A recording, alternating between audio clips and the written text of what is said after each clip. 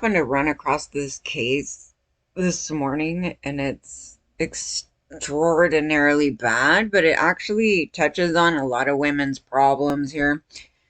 And what I was saying, I go, these people are with these serial killers, and they kind of play pretend off like, I ain't seen nothing wrong with the. Yeah, no, there's problems with these women, okay? But in this one, she is an enabler, and a lot of us have stories of women being enablers, and this is kind of like the extreme portions of things that can happen in that scenario, and they're everywhere, right?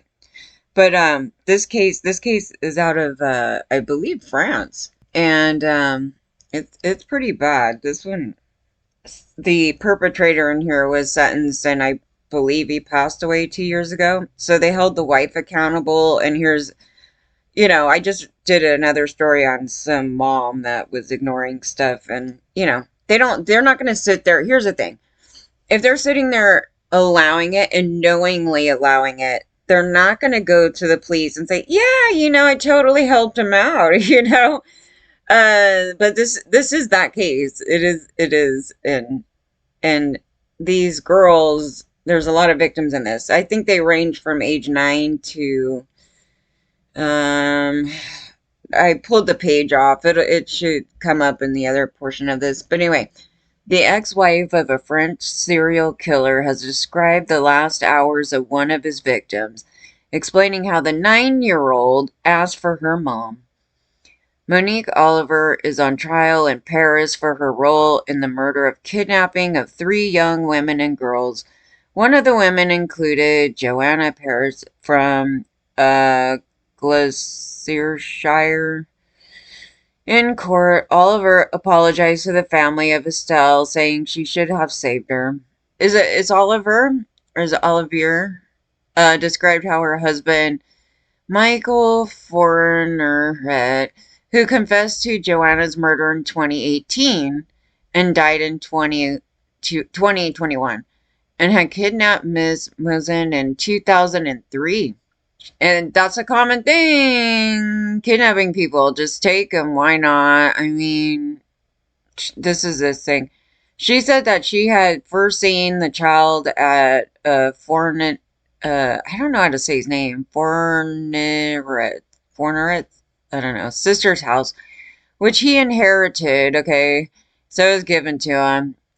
It's a white man. He gets a house. Okay. So then, and watched over Miss Mouzin while Fourneret, can we just say Michael, went, I don't know, to work at a nearby school. He went to work at a nearby school? Okay. She said, I want to see my mom. I told her she would see her mom soon, and I took her to the toilet, she said. This is the wife of the serial killer. Okay, so she admitted Estelle had no food for 24 hours and had only drunk a glass of water. So can we talk about the eating disorder thing and the power and control thing about the food thing? Because I actually had this as a kid. There's a major abuse with that. So they do food punishment. Food punishment was really big with a bunch of Christians from eons ago. Yeah. Okay. I should have saved her. I don't know why I didn't do it. Because you're a sociopath. That's why you didn't do it.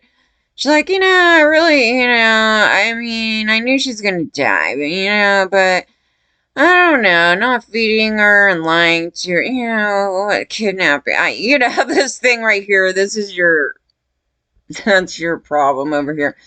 And by the way, that's not something you're born with. That is from the area that I'm talking about as kids, the area that they have not focused on properly. And so I'm trying to go right in on it now, because I was like, okay, I've been through a million cases. I could see the common theme, and I can go back into our childhood and, go through this thing. It helps because we were all kids, right? So we know, like, you may not be honest in public about your actions, but I know what I did. I know what other people did. I know how people were acting. And so one of the things on the last story, I go, yeah, we need to start talking more publicly, because if I went to let's talk like this. If I went to a therapist and I was like, oh yeah, they wouldn't let me call 911.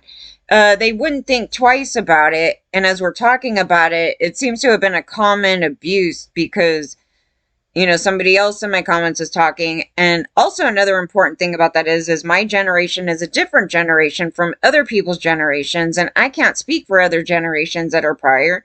And I can't speak for what was happening like 10 years later after ours, when you're looking at it. So I was like, well, what were the things that were going on in the house? Because there was a common type of parenting back then that was all abusive, right? So then they're coming out as abusers and then they go abuse their kids and it's just cycling. It was the cycling from historical things. So I was going through that. I was like, I would have never thought of looking at the origins, but the origins were extraordinarily important. So anytime if I ever said like, it was so long ago, it's just dumb for me because it kills the research if you start going in like that. So I was like, yeah, let me dive into this a little bit more because I can actually link it. Like I can link behavior traits to like a parent. So yeah, so okay, so then Olivier added that she felt ashamed that the family were in court listening to this monster speak about their daughter. Under questioning, the 75-year-old admitted that Estelle may have been drugged and that she was sad and had cried a lot. And yeah, so the woman has no empathy. It doesn't even bother her. Like this would bother me to no end. And, so she is lacking that thing right there. That's why I'm saying it goes a development thing. Like it's something like when we're kids. So they've tried to attribute it to, well, they kind of minimize it and go, oh, because the kid was traumatized. Well, that may be true in the thing because when the PD like develops, it's like, it's caused by, this stuff, but the part that shouldn't be coming up is like having no empathy for anybody and then doing criminal acts because these are like I'm gonna go do a crime or allow other people to do a crime. Like that's kind of where that is at. And also not to keep going off on this, but on the other case that steered me off onto the Ramsey case again, and I was noticing in the comments these annoying people, okay? Like some people throw all their, thing to, professionals. I'm like, well, professionals not on scene when some guy's trying to rape me, okay? And I have to like make an educated guess on like what somebody has. And so, and they've had it wrong and they keep tossing terms out because they're just bogus. And we're trying to get that right because you could have like a million other things and then this is present. So they were sympathizing with the mother of Patsy Ramsey, right? So I was like, I don't know if she did it or not. There's a high thing on the letter portion, which I actually re-went through, and I was like, oh crap. There's things on there that I didn't notice before because when I originally read the case, I didn't know how to read, like trying to compare writing, right? And so I did a whole other thing on it the other day and I was like, oh wow. Yeah, I would never rule her out on writing the letter. No way. But also I noticed in the letter that they had a high regard for law enforcement because when they were writing the letter, they were capitalizing words mid-sentence about police officers. And that's bizarre because if you're a criminal, like why would you like cap it, like it doesn't high regard for, yeah, I am a police, like capital P, and capital L, you just don't, it just wouldn't be in their psyche. And they were talking in a way that pretty much like a law enforcement person, somebody that is either known to law enforcement or knows a law enforcement person and whatever. And then somebody brought up underneath it that the police used to come to the house a lot when the alarm, I don't know, they used to have the alarm on, right? So they used to be overly protective of the house, right?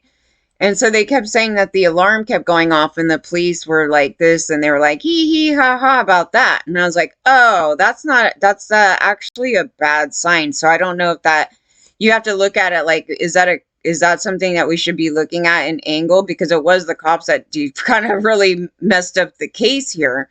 So there were some things like that. So I was like, well, I can't say for sure, but they were saying that she had multiple personalities. Like she would act, like I don't know if they're trying to say she has that disorder itself, but like they're trying to explain this thing of her actions her moody, just being very moody. And so then in the comments, we get all these like sympathizers going, yeah, I have that because I have bipolar thing. This thing. I go, well, I hope you didn't go kill anybody, doing that. But I was trying to say that they may have that as well, even regardless. And, like I said, those things could be contributing to that stuff, but it's not the mindset itself that would be the cause from being a bipolar. It just, you're not, are you out doing crimes on kids or, robbing a bank? Well, I don't know about the robbing thing, but there's some criminal activity. It has something to do with the mindset thing. But anyway, it was annoying because they start putting the potential person of interest like as they're sympathizing with. So women were doing it. We see men do this a lot. So it was kind of weird, like seeing that. Like they're like, I have that problem too. I was like, I really hope you don't have the problem that this person did if they did that. But, oh, and then they were saying, yeah, leave it only to a professional to try to figure it out. It's like, no, because number one, they typically don't go. And then two, we have noticed even after the fact, when they have gone, that they did not diagnose them properly.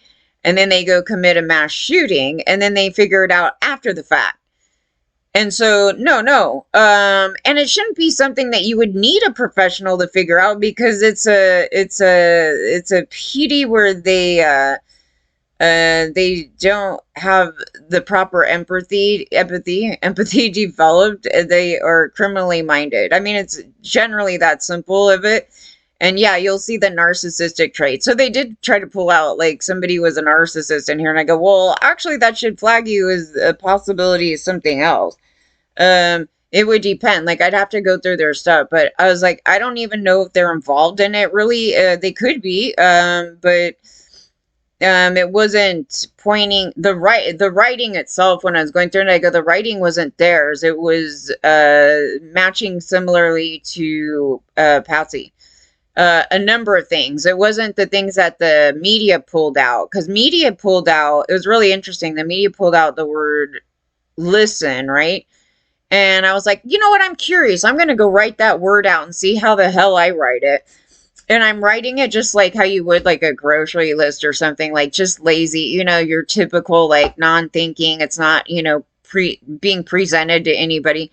And I go, I'll be damned. It looks exactly the same. Yeah, because I did this T&E thing and I go, oh yeah, it's just a lazy thing. Because if I'm actually doing print, like just print like my letters, they wouldn't be connected like that. It's more of a just get it down and be done with it. And but it looked the same. So I was like, okay, I'm not looking at that because there's some characteristics that could just be, that.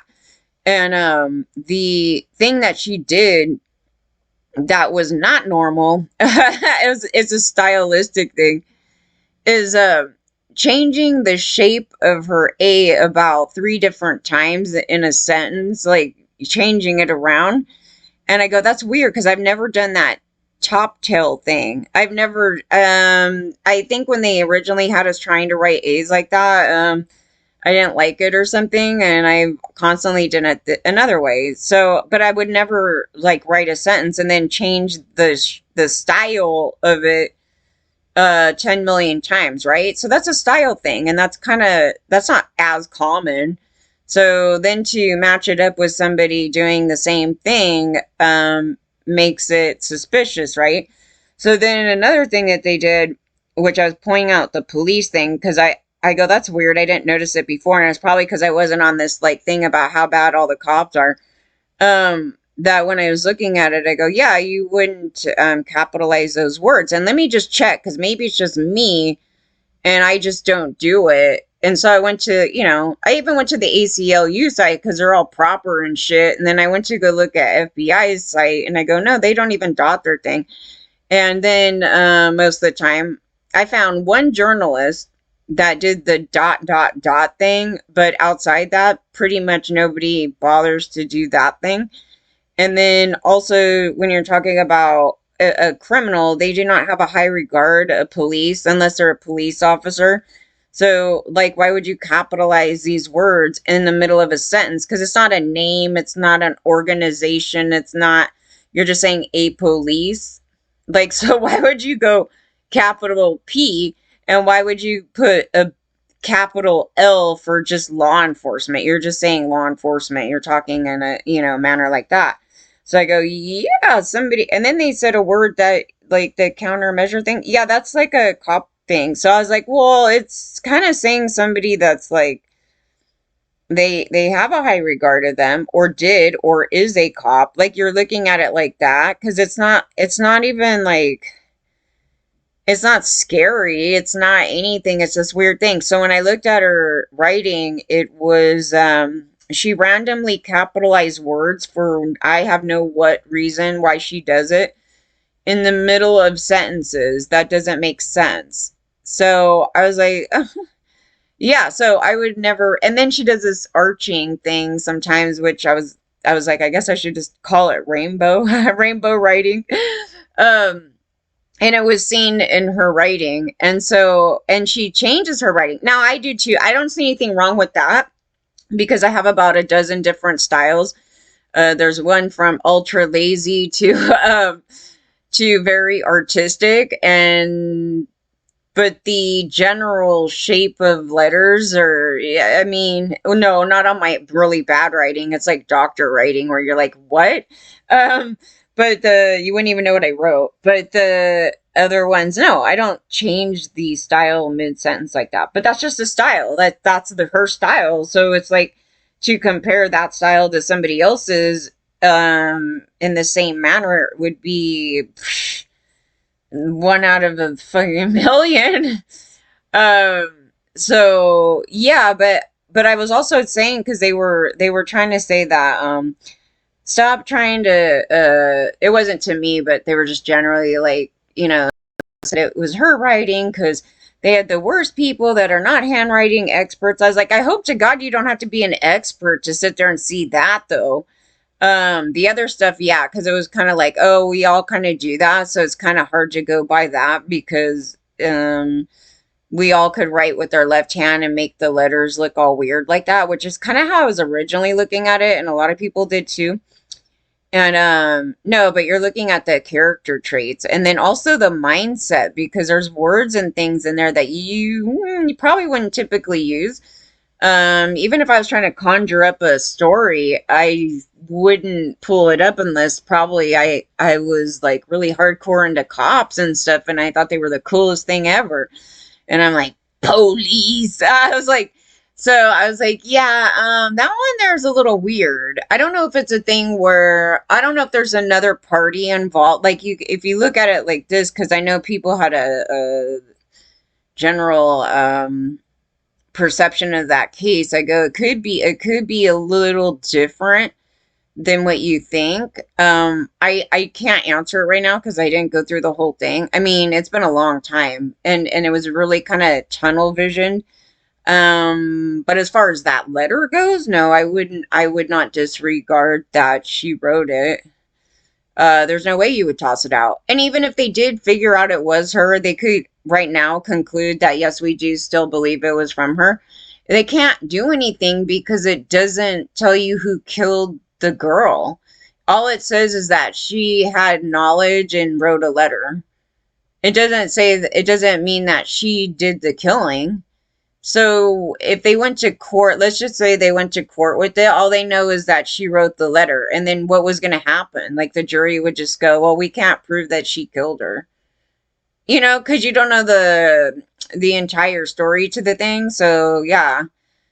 But I've read a lot of theories and, I don't know. I mean, they're I wouldn't say they're so far off. I mean, to come up with that, it's based on information that was given at the time. But is it true? That may not be the actual scenario of it. That's kind of how you look at it. So it was interesting kind of going through that. But I didn't mean to get off on this, without far off on this. So the court was shown.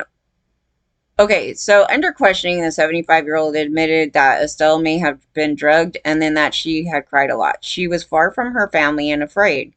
The court was shown an old stained mattress on which Estelle's DNA was found, along with that of another victim.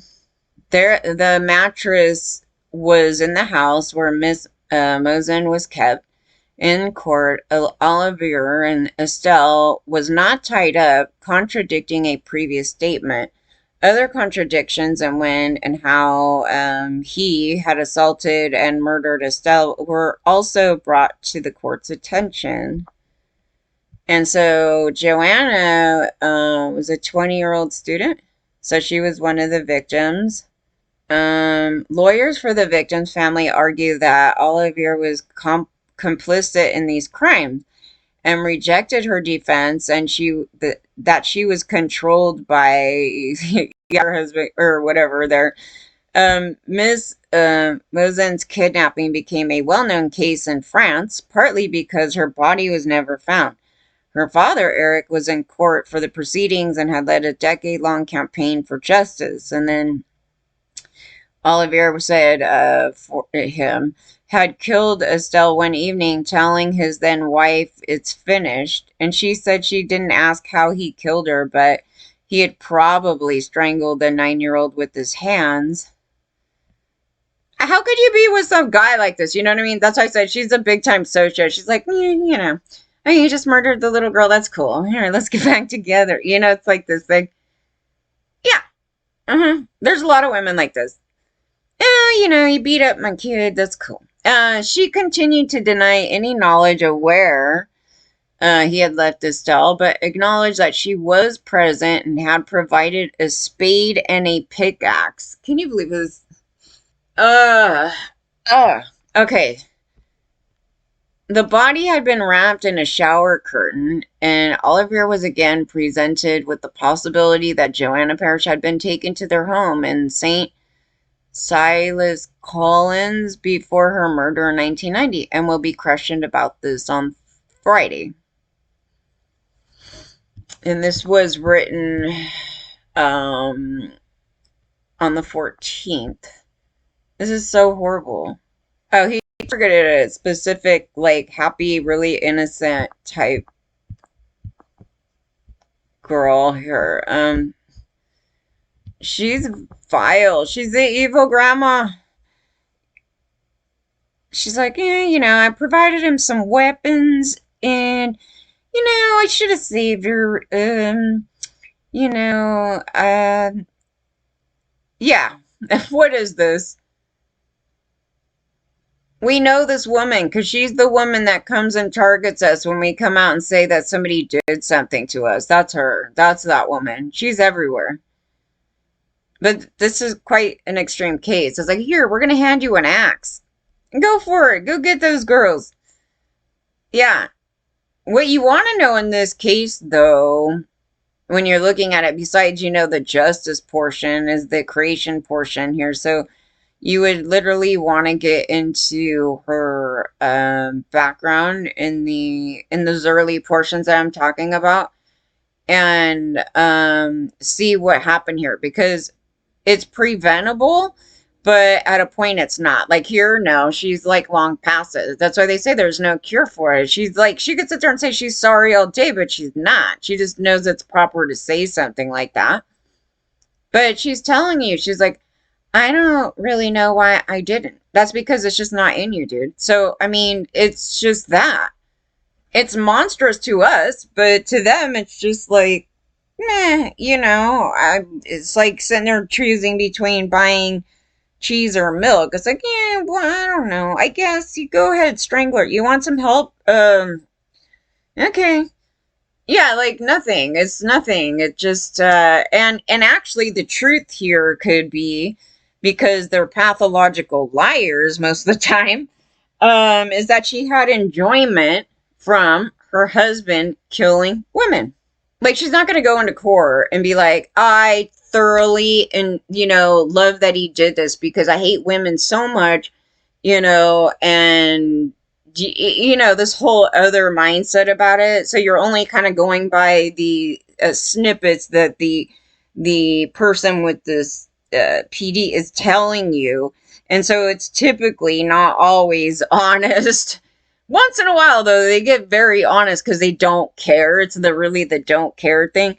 But she's on trial, so it's unlikely. I mean, it's unlikely she's going to be like, yeah, I totally was part of it, and we were all in it together, and this thing, that thing. But I'm sorry. I shouldn't. It's just. You wonder how these people get on this long in life. She's like 75. I mean, so it's telling you like her history and her everybody okaying her, abusive behavior, and just, you couldn't go to her and be like, somebody totally raped me. Somebody just kidnapped me. Somebody was trying to sneak me to their house. We have lots of those stories, right? And they're not reacting. So you're no different than this woman here. And that's what I'm saying. There's a lot of them. There's a hell of a lot of them, and it's a major problem. But initially, it wasn't their fault. That's what I'm saying. I go, the portion where you need to get it before it turns into, these mass, like, news stories all the time is in that early portion. Yeah, definitely. It's like it's so concrete that there was no other cause for those things.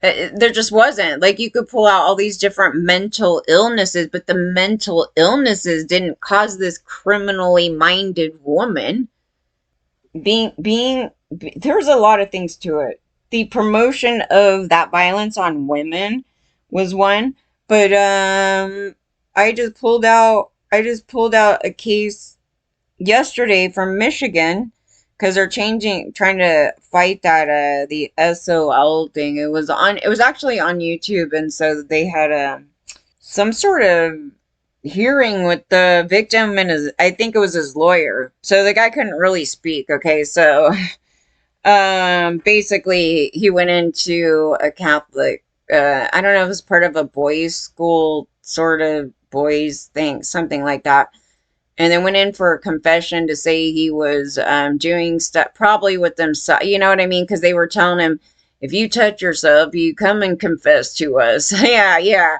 Anyway, trying to say there's something bad with that, something like that. So anyway, he goes and he tells the pastor, priest, whatever.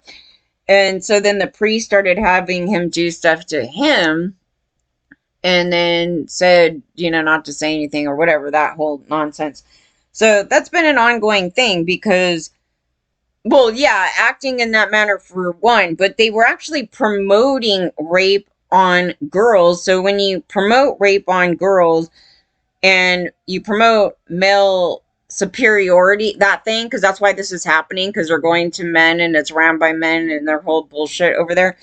And so if you promote it, then you're going to get it back. It just, that's the thing about it. You can't sit there and promote killing people and then not expect to be killed.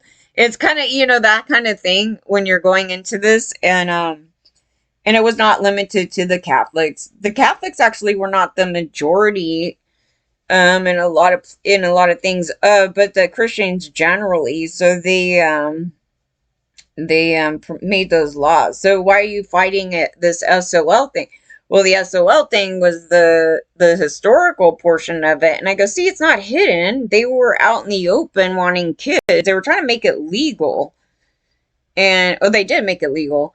And then they groomed us all to not be educated on that in school. It was really crazy.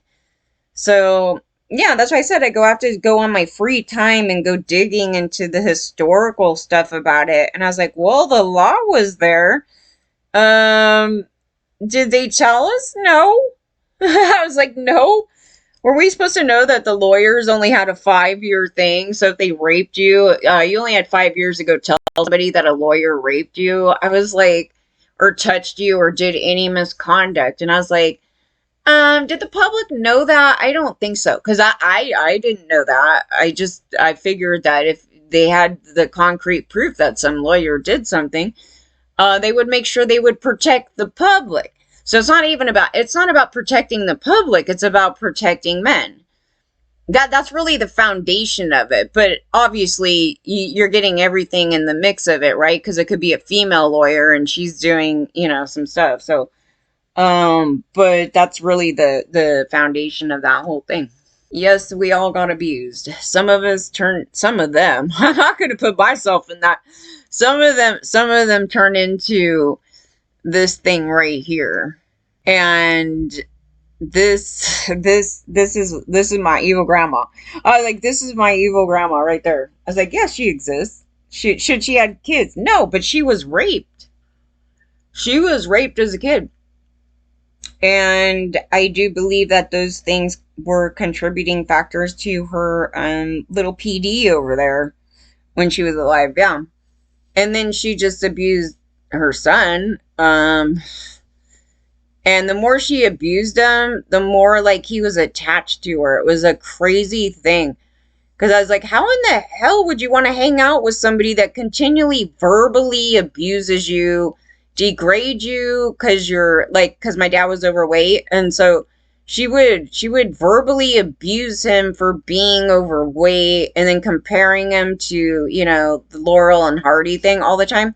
And she's laughing away, and and then it just normalizes this behavior in the family, right? Like it was just like, and then whatever, and then he's a monster, going on like that. It's not like my dad didn't have any good traits, because he did, but when you're talking about the overall picture of this, it's just whack.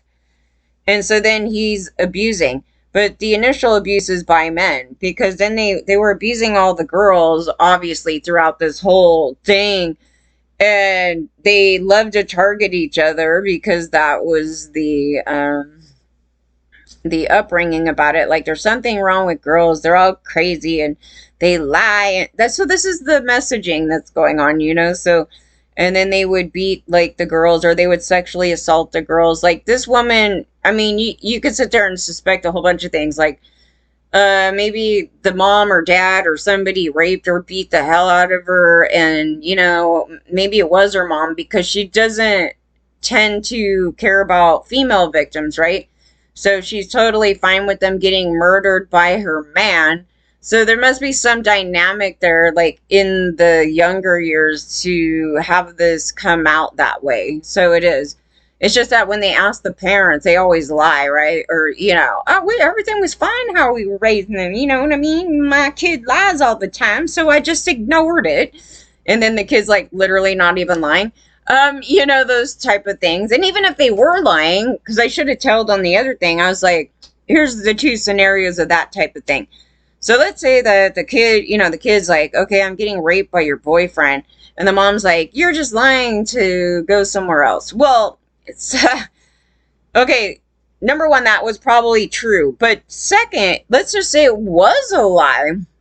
Then it's going to flag that the kid has a problem. Like there's something wrong. So it doesn't matter if it was like the truth that it happened, or secondly, that the kid's a pathological liar and some bullshit is being flagged right here, right? So you should always take it seriously, because they're going to figure out one or the other. And if it's the other, then they need treatment for or be removed, because it's probably still from abuse, but it could be from, some other thing going on with them. So that's what I'm saying. I go, it's just it's the lack of F's, and mostly when it's coming from females telling adults, they're not taken seriously. But if it was my brother, then it's it just depends on what we're talking about. But generally, no, they would have been like, it's fine. Boys are to be trusted with phones. Little girls shouldn't have them, so they can't call 911. This crap that was going on then.